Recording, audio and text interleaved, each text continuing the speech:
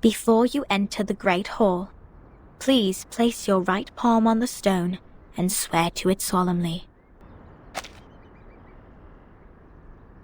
I wish to be baptized in the water of Gnosis and be rid of the long darkness of ignorance. I ask my tongue to be taken, for it has spoken mindless words, and I shall stay silent for the truth. I choose to leave the fragments of matters behind me and enter the great hall of forms as clean as a newborn. I swear to let matters stay in the world of matter and a form in the world of forms. I swear to reveal no secrets, or my heart shall be taken by the vulture, my body consumed in flames, my soul trapped in the endless wheel of birth.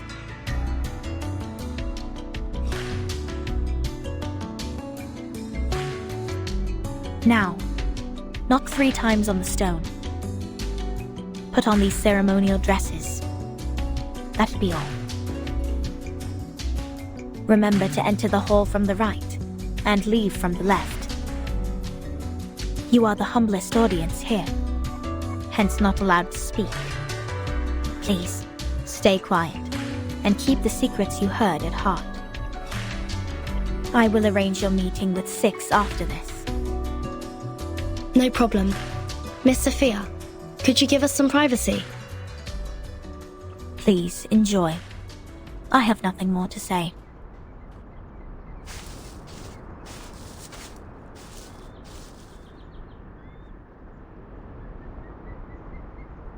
Vertin, are we really going to do this? That oath we have to make to enter the hall sounds vicious. To stay quiet and keep the secrets. It's similar to the training we once received. I can go inside on behalf of Timekeeper. No, I'll come with you, Sonetto. But I can't sense any sign of arcane skill on this stone. The oath is more of a formality than a curse. The warning is lifted then? But when Sophia repaired the floor in front of us with her arcane skill, there's no fluctuation of arcane power either. I can't even sense the slightest signs. It's either a kind of arcane skills we're not able to detect, or the moment we stepped onto this island, we've been trapped in a tremendous ritual. That's to say, any arcanum used on this island is only a part of this giant flow. We don't know where this flow is leading us. We know nothing about it. It's too perilous, Timekeeper. I know, Sonetto. But as long as we obey their rules, we won't get into other trouble. The doctrine of the Aperon is to live in solitude and seek nothing but the truth. In fact, they've never been aggressive towards us. I think of this differently. Think, the pure-blood arcanist community, the unknown arcanum power, and the obsession with certain knowledge or identity. Sound familiar? Yet, we haven't spotted any traces of the Manus here. Manus Vindictae is like the rat living in the gutter. I don't think they will let go such a favorable chance. Which means we need to find out the truth. I believe in Timekeeper.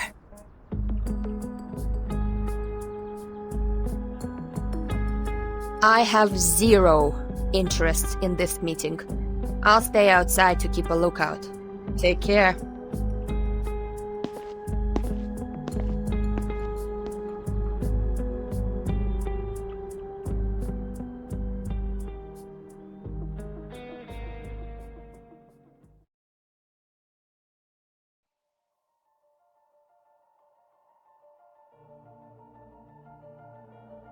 I wish to be baptized in the water of Gnosis and be rid of the long darkness of ignorance. I ask my tongue to be taken, for it has spoken mindless words, and I shall stay silent for the truth. I choose to leave the fragments of matters behind me and enter the great hall of forms as clean as a newborn. I swear to let matter stay in the world of matter, and a form in the world of forms. I swear to reveal no secrets. All my heart shall be taken by the vulture, my body consumed in flames, my soul trapped in the endless wheel of birth.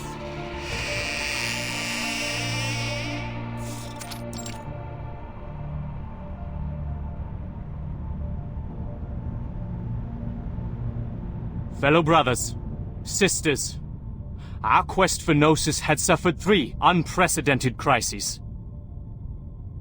First was the discovery of irrational numbers, and then the creation of imaginary numbers. Last was the loss of the grand unification of different lineages. The truth was buried, and history was rewritten. But the emanation is not a crisis. Instead, it's our last salvation. The supreme existence has once again shown itself to us. The door to the everlasting transcendent world of forms has opened once again. As Numa pours down, things are rewound to the world of light. Everything in the world of matter breaks into pieces, for they are as delicate as a petal before it. We, who have the honor to witness the emanation of Numa, have the privilege to survive the turning of the Wheel of Birth. Because we know the truth. Our survival is destined. It is the beginning of a mission to bring the unseen truth into this world.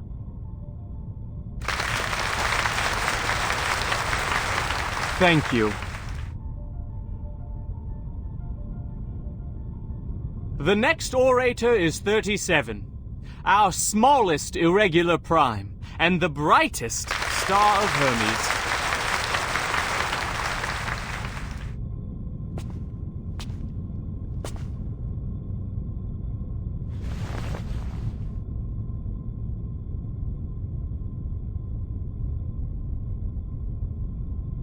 The emanation in 1929 only lasted for 2 days.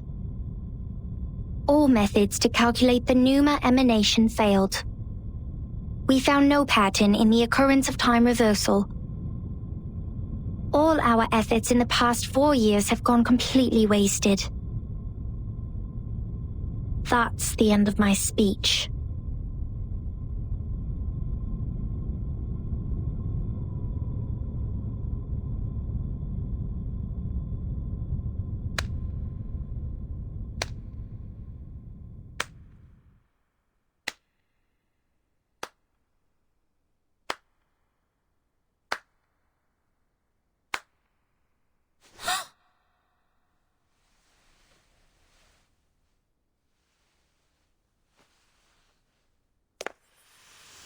Regna sereno intenso ed infinito.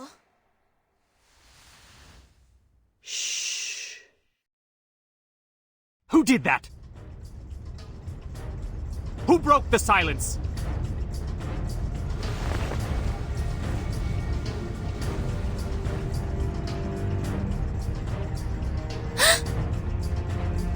Sorry, Timekeeper. I just... Get ready to run, Snetto. The Abraxases are coming.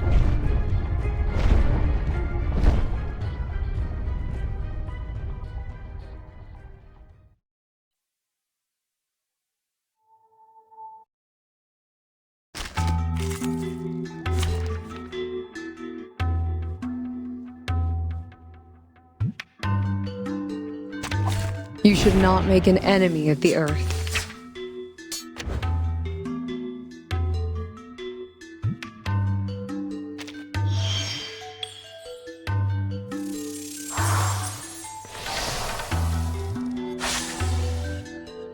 Move your legs! Be serious! Stay Good focused! timing. Say hello! cradle? Frost you with the armor of the forest.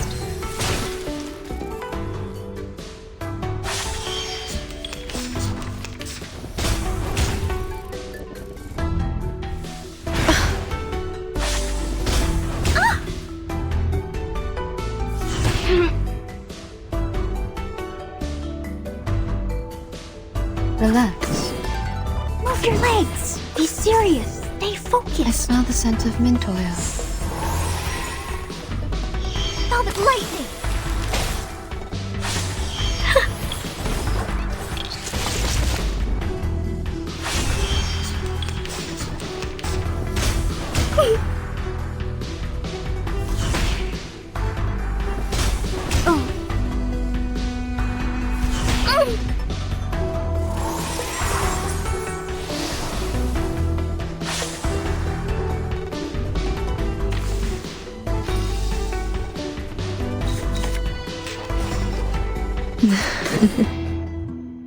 Move your legs. Good timing. No need to look back. Go, go. Advice from the forest.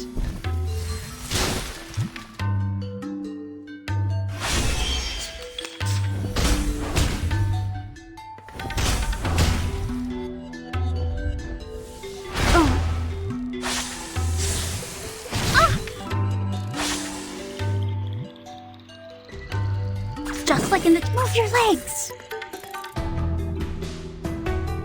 No worries. Oh, don't worry. I have prepared it all. I have prepared it all.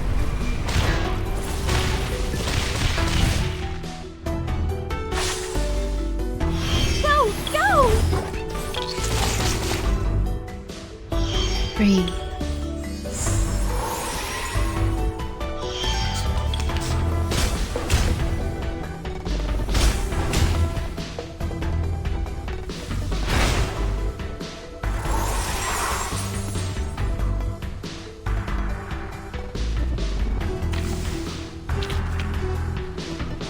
Be serious. Stay focused.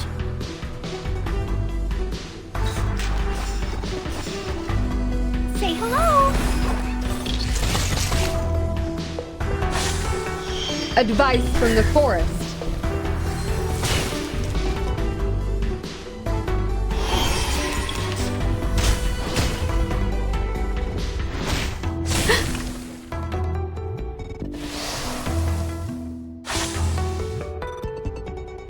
We need some peace. It will all be fine.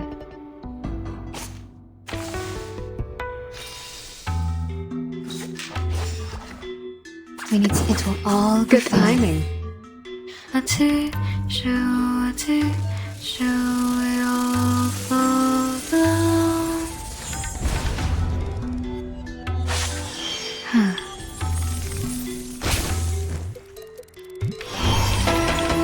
Just like the prophecies of the woods, the scales have already been tipped.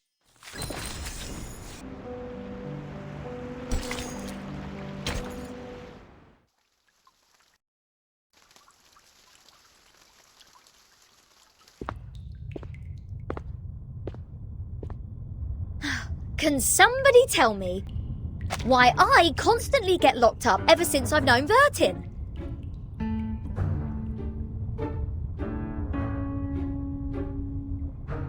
First locked up in a suitcase, then a foundation cell, now this! Oh, what else could it be if Vertin weren't the jinx? Lads! I know what's going on! You got the wrong person! She is the most irrational number here!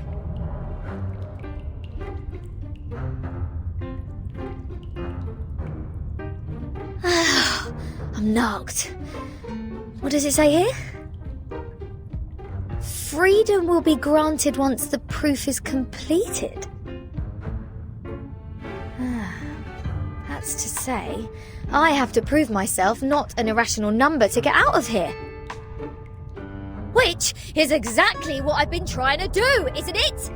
Rat.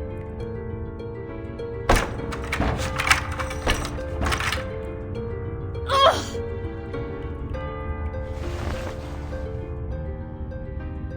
Captain, maybe you're in the wrong direction. This apple presumes that the followers on this island have a close connection with Pythagoreanism. Pythagoras? That ancient Greek mathematician? The guy who said something about the opposite side of a right triangle? Isn't he the guy who lives in sometime BC? Maths is only a part of the Pythagoreans' achievement, but from a more universal perspective, they are a mysterious group of scholars. Believing things are made up of numbers, venerating integer numbers, abstaining from beans, and the religious collective lifestyle. These are all pointing to Pythagoreanism. The earliest Pythagorean school perished because of the discovery of irrational numbers, which explains their odium of it. At that time, a deviant student named Hippasus discovered root 2, and the theories based on the ratio of integers they hold dear were upended. Hippasus himself was drowned in the sea. This apple assumes they see the integers as the standard of virtue, and people can increase the number they rank through study and self-improvement. Besides, they are convinced that a numerical code is hidden in everything and everyone. Whoever can solve the code can obtain the truth of the world. All right, now I know what's going on.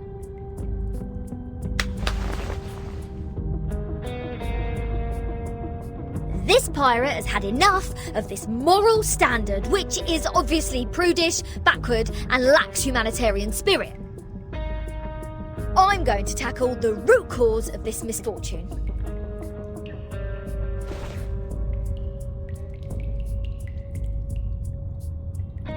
I'm breaking out! Why am I not surprised? The captain quickly gives the sufficient and prerequisite condition to prove herself an irrational number. This apple may be able to offer some help.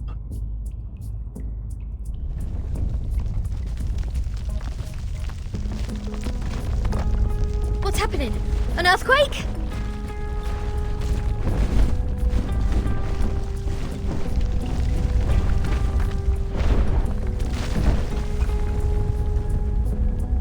All Abraxases are flying in the same direction. Is this their habit, or...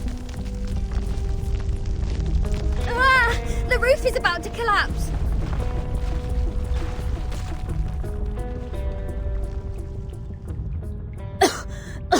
So far, this place has made the London Juvenile Detention Centre a heaven on earth.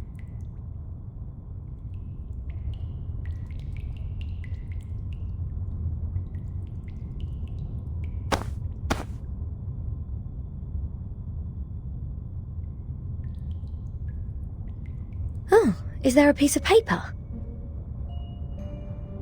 Did one of the Abraxases drop this? Strange.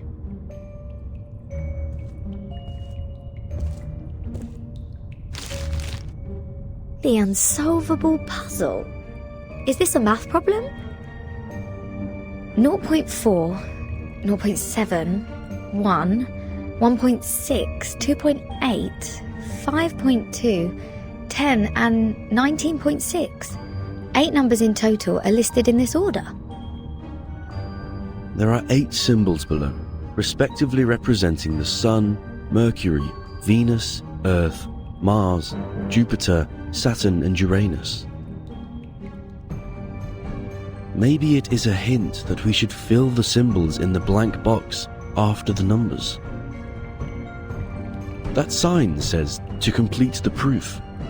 Does it mean to solve this puzzle? Ha! How unsolvable can it be? Clearly, each of these 8 numbers should represent one planet.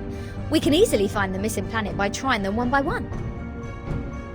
And our Mr. Apple here is the king of the Times crossword. Yes? I think there is a difference between this and a crossword.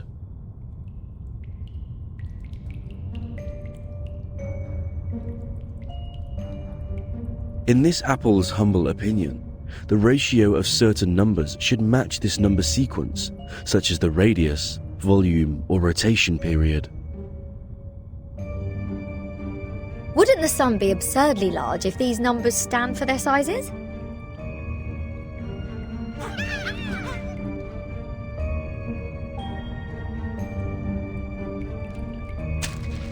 Hey! The underground critters are back! Go away! Don't touch my notes! It's not your food!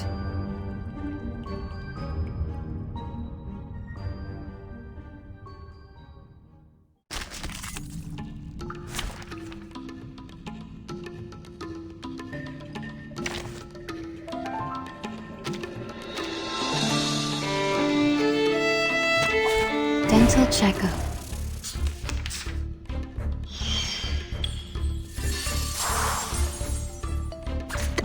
Good timing.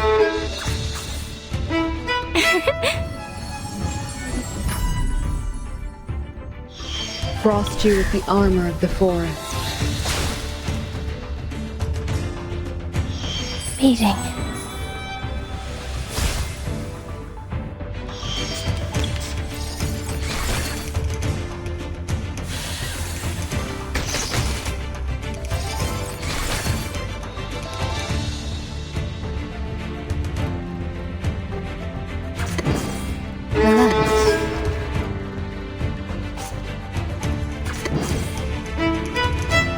No worries. For everyone. Please, don't resist.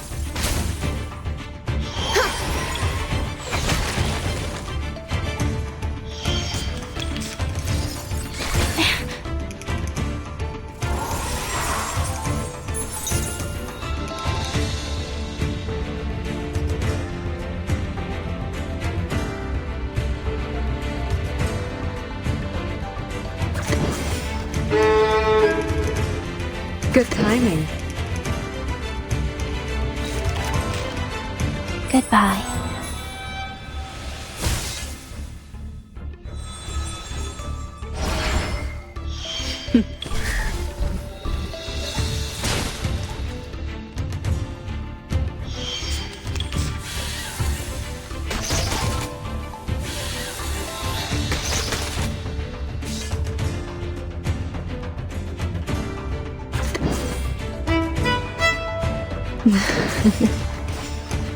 It will all be fine.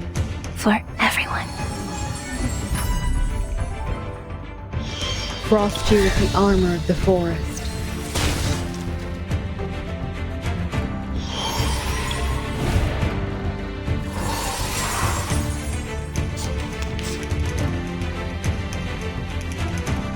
The reticent woods are watching you.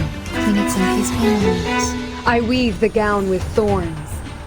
You shall repay with sacrifice of wounds.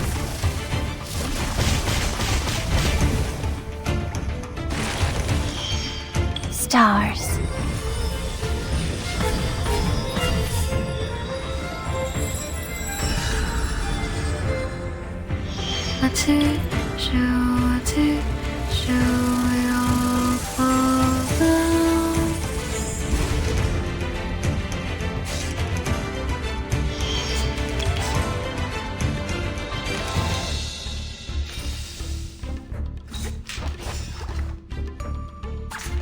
Good timing. For everyone. Frost you with the armor of the forest. Penetrate. They are much naughtier than the Foundation's kids.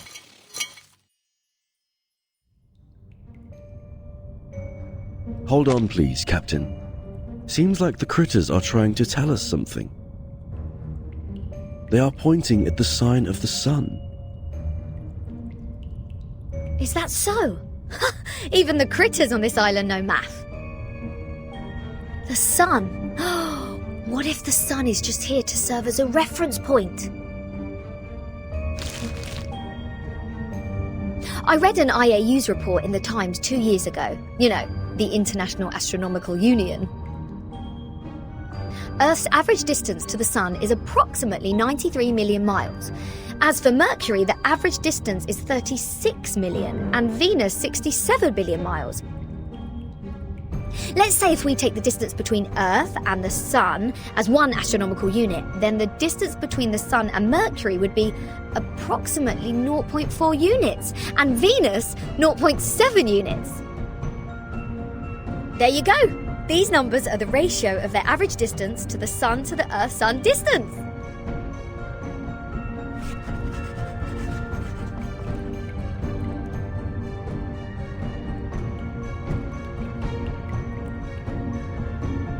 The average distance from Mars to the Sun is about 142 million miles, Jupiter about 484 million miles, Saturn 886 million miles, and Uranus 1.786 billion miles.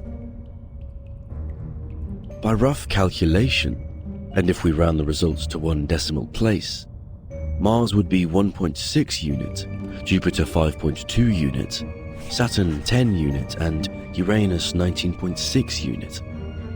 That's weird. All these numbers one can hardly remember have become so clear in my mind. But if these numbers stand for the ratio of distance, what's the planet for 2.8? There's no planet between Mars and Jupiter.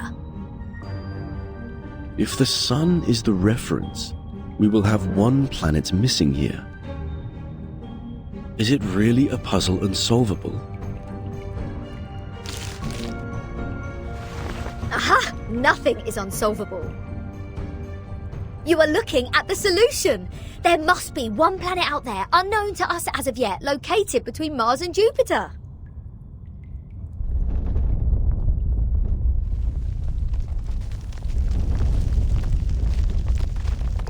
What now?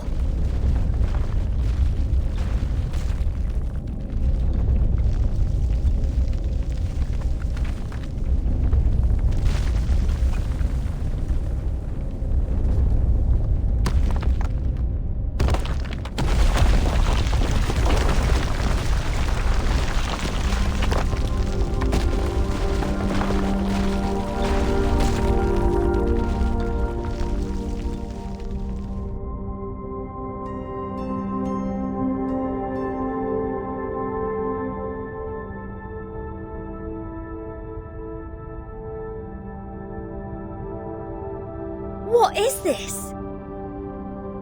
A celestial body, which I have never seen before. Captain, this apple has an impression on this. There is indeed a star between Mars and Jupiter. It is called the Ceres, discovered by Piazzi Giuseppe, an Italian priest in 1801. Ceres? Did we just validate its existence? Is the universe truly arranged according to this sequence? Could this be the ultimate key of everything? Regulus! Regulus!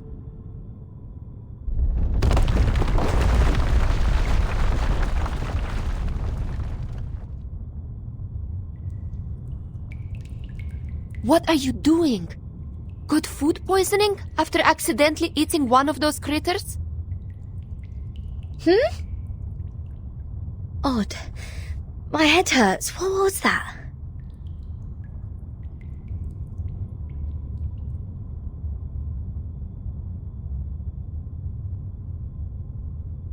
I'll make it short. Stanetta is in detention. They're planning to sentence her to death by giving her the poisoned wine. Hey, what?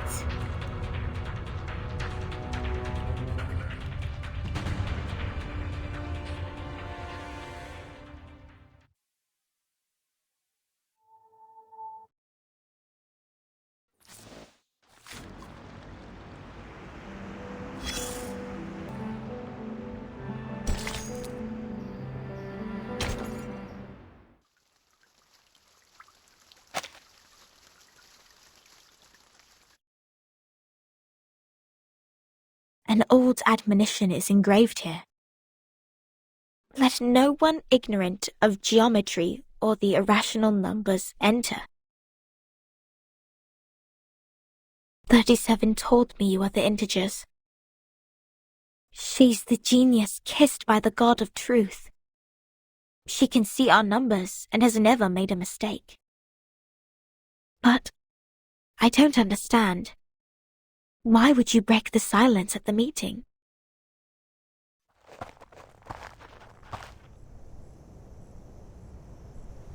I apologize, Miss Sophia. I won't defend our behavior. You may save that apology for later. If you can persuade more than half of the people to vote for your friend's commutation, perhaps she won't be sentenced to death. I have gathered some case files from the past. I hope it will be of some help.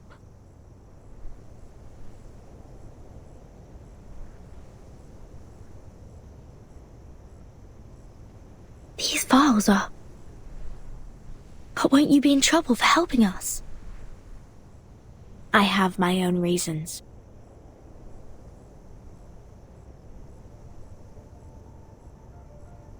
Integers are the living example of virtues, the standard of purification. It represents a soul existing in the world of forms, a true being. It is the floating points behind the decimal which dent the process of our overall purification. The evil. The ones who violate rules knowingly. The ones who turn a positive number into negatives. And a civil person, a criminal.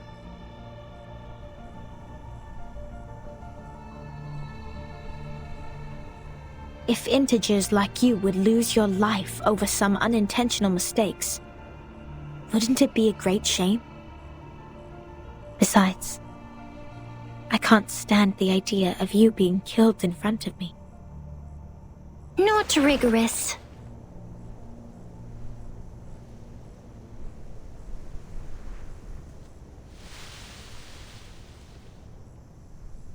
For one thing, we still don't know Vertin and Sonetto's numbers.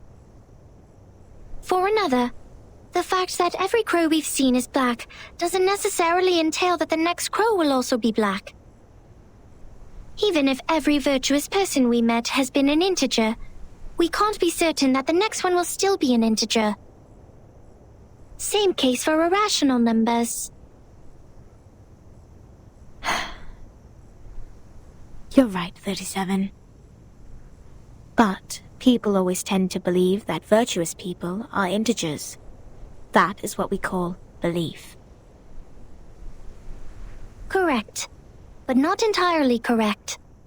Everyone can make mistakes. Numbers are just numbers. They are not associated with virtues. Unlike me, you're always right, 37. I don't know what differs us.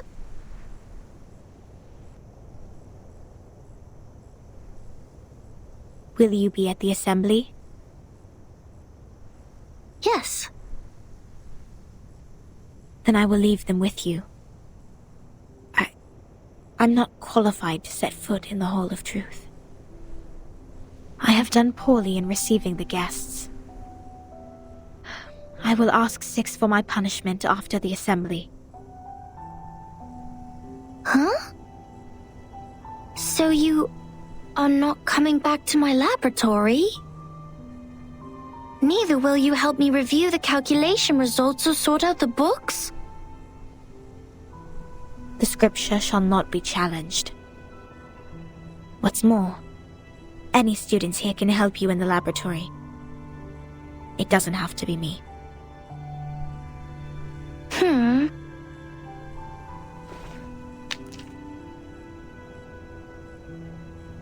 Had I known, I would have let someone else welcome Vertin and her friends. Like 210. He loves to brag to young ladies so much that he would take the punishment willingly, right? You were that someone else who was assigned to receive them in the first place. If I hadn't stopped you in time, how much longer would Regulus's head have stayed in your mouth? Not to mention what happened last time, and the time before that. But the fact that I have messed up all the receptions before doesn't mean I may excel in the next one. The chances of messing up the first reception and the 100th reception are the same. Whatever you say, you little sophist.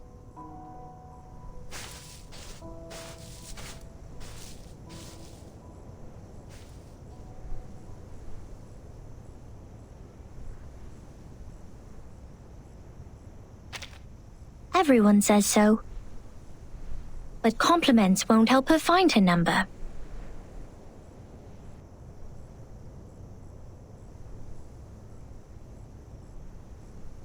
So, Vertin, are you ready for the debate? Does that mean you will help us? Of course. I don't want to miss the chance. What chance? The chance to see your numbers. There's no greater knowledge than the knowledge of oneself. And there's no more exciting truth than the truth of oneself. I can quickly tell which types of numbers you are, but it requires proof to know the exact number of your soul. I want to know the answer before you see your own numbers. So it's 37 who proves it, not Vertin. I'd be glad to give this chance to you. That's boring. Let's go, Vertin. The assembly's about to start.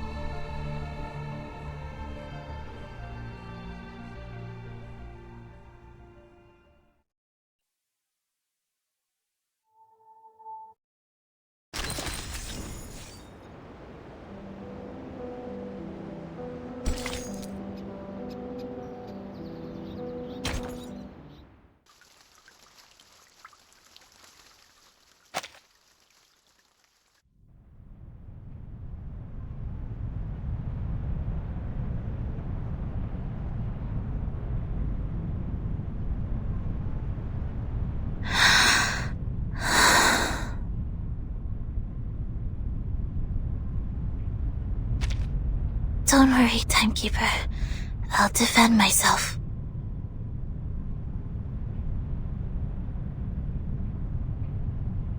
Back in the Foundation, I once won a public debate of a similar nature.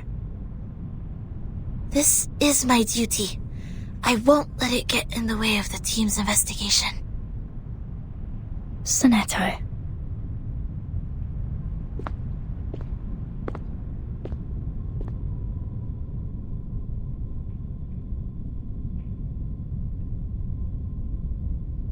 By our tradition, Miss Sonetto will be given the poisoned wine, so she will be muted and stay that way forever. However, Sophia raised her objection against the decision. After giving the matter some discreet thought, I have decided it is necessary to hold an assembly and take care of it democratically. Those of you who agree to the death sentence may remain seated. Those of you who wish to commute Miss Sonetto's punishment, please put your pebble into the pot in the middle of the hall. Now, Miss Sonetto, Miss Vertin, you may defend yourselves. Until the sand in this hourglass falls to the bottom.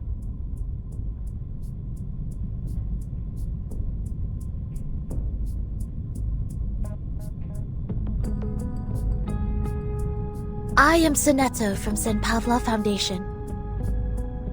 I wish all the honorable audiences here would lend me their ears to hear my defense as a humanitarian gesture. What number are you?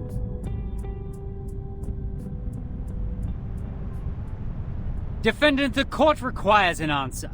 What is your number? What? Me? No, I don't have a number. Don't waste our time. People without a number cannot stand in the Hall of Truth. All her words are void. Sentence her to death now!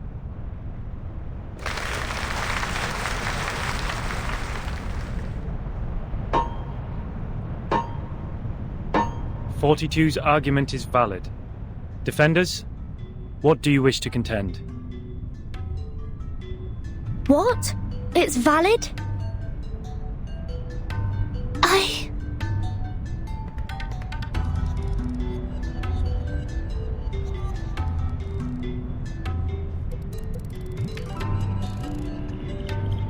Objection!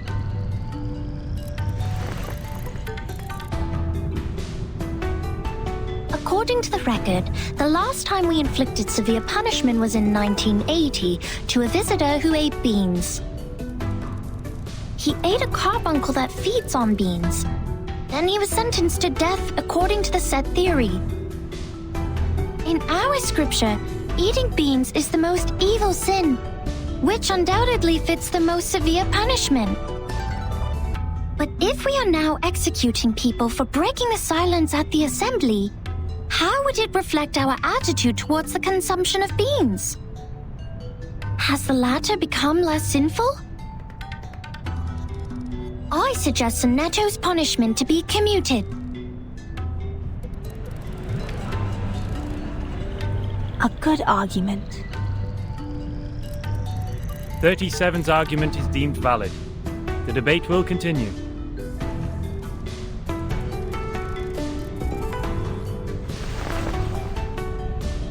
Objection. The punishment for eating beans is to throw the offenders into the Gorgon current, while the punishment for the silence breaker is to drink poisoned wine. Among all the punishments we have, there's no other punishment more dreadful than being thrown into the Gorgon current. Because eternity and infinity are the two things we have the least knowledge of, which makes them the most ghastly punishments among all. Giving her the poisoned wine doesn't make the consumption of beans less sinful. Her argument is invalid.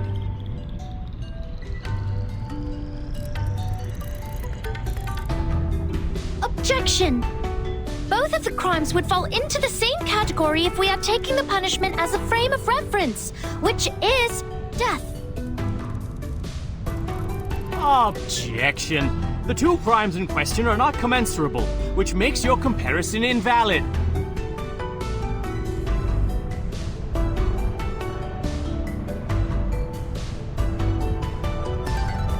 What's this? I'm completely lost in this irrational debate. I see. So that's how it works. Timekeeper? Relax. I will help you.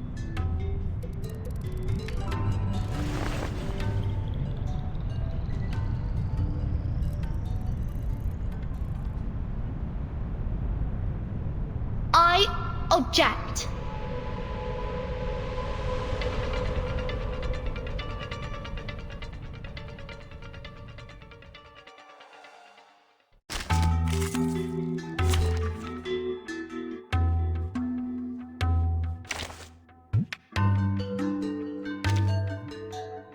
Wait!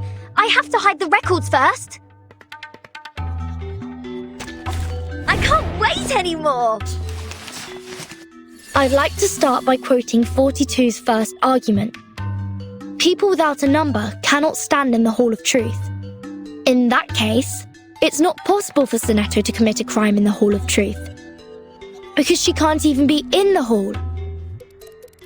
What? Good point, Virgin. This is our chance to out-argue them.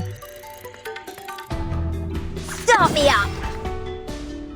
They're just little games. Rock, rock, rock! Change the world! Woohoo! Release!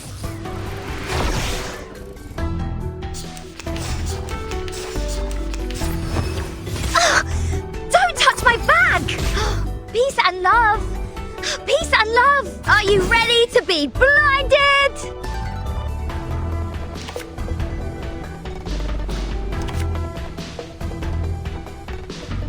They're just little games. Are you ready to shake?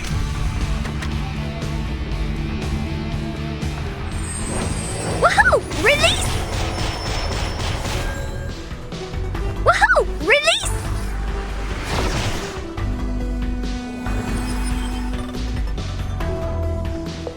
These are merely clumsy sophists. We've all seen her break the maxim. Objection! What you see cannot be submitted to the court as a transcendental fact. It's nothing but the fragments of the phenomenal world which can't be used in your argument. Objection sustained. Please, ladies and gentlemen, keep the debate logically consistent. Since Sonetto has no number, and a person without a number does not exist before the truth, Sonetto thus didn't offend your truth. She didn't break any rules. Start me up. They're just little games. Woohoo! Release! Left hand's up. Now right hand's up.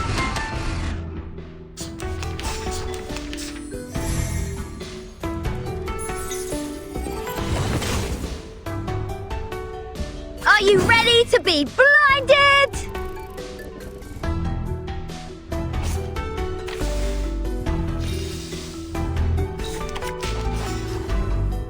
Are you... Start me up!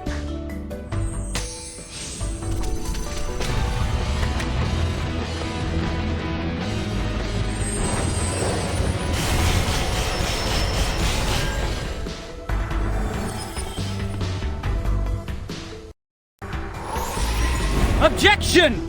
The rule breaker has a number. We can all tell that she is very likely an integer. Therefore, she should be identified as an unknown number, not void. Your sophism has failed. 42's argument is held valid. Is there anything else you'd like to add, defendant? Tell you a secret, 13? We would call criminals negative numbers. I got it! They're just little games. Everybody, let me see your hands up. Release! Rock, rock, rock! Change the world! Peace and love! Peace and love! Are you ready to be blind? They're just little games. Are you ready to shake?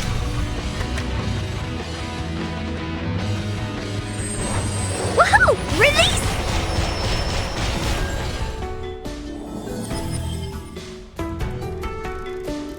It is easy to prove Sonetto's innocence. According to the law of the excluded middle, Sonetto either committed a sin or committed no sin. The two statements cannot be both false at the same time. Since we consider a criminal as a negative number and a non-criminal as a positive number, Sonetto at present is considered an unknown number. That means she doesn't belong to the criminal set or the non-criminal set.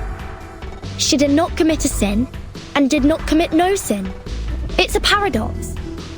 I hereby demand to modify the criminal sentence that has been given to Sonetto. Considering someone's physical condition, the investiture can be simplified.